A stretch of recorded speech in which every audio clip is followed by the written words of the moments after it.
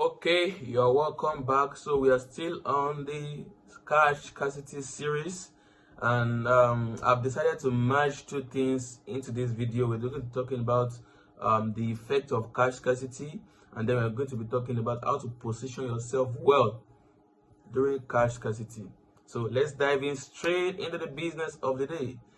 Effects of cash scarcity. Number one, it reduces economic activities.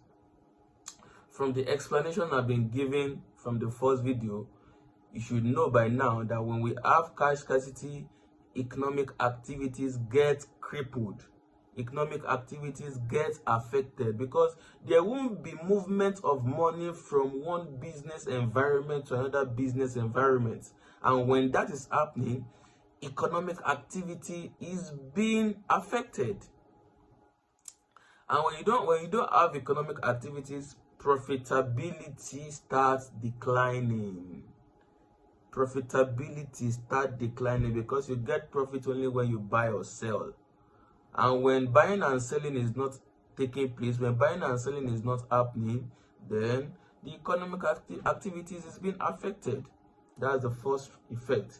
The second effect is that it increases transaction costs.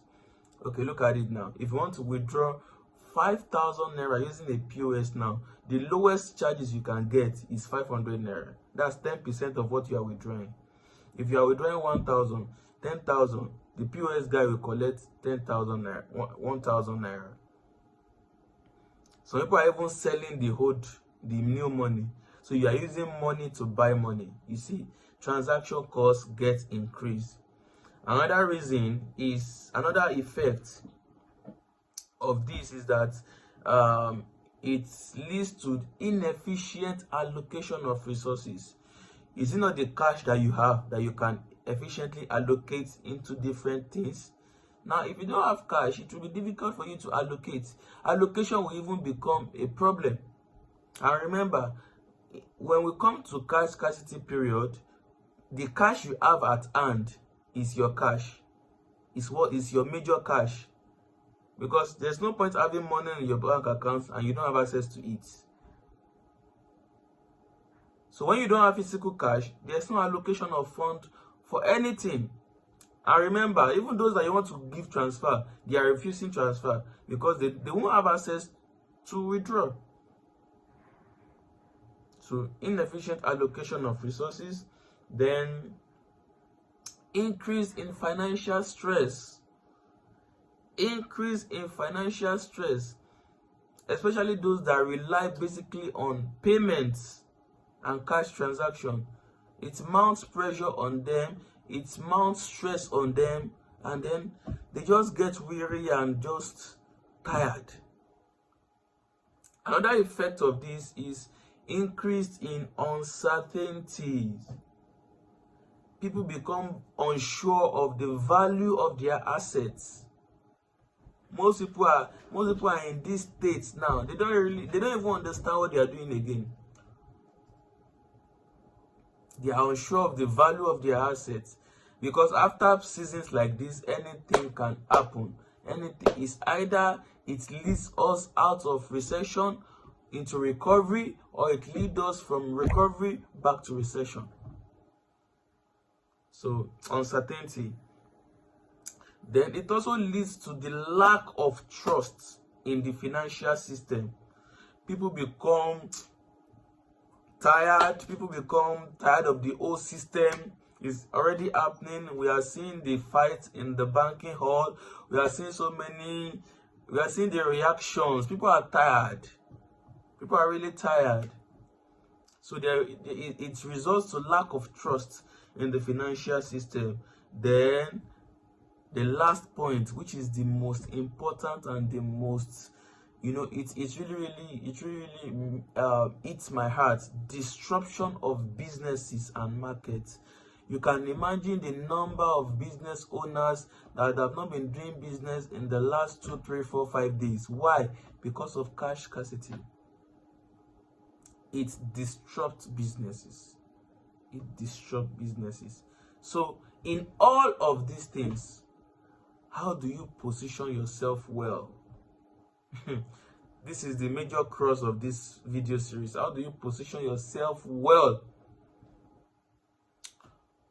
during periods like this? Number one, you maintain an emergency fund. Let me tell you something. At every point in time, there should be a particular amount you set aside. You just put inside your envelope and keep at home. It's called emergency funds.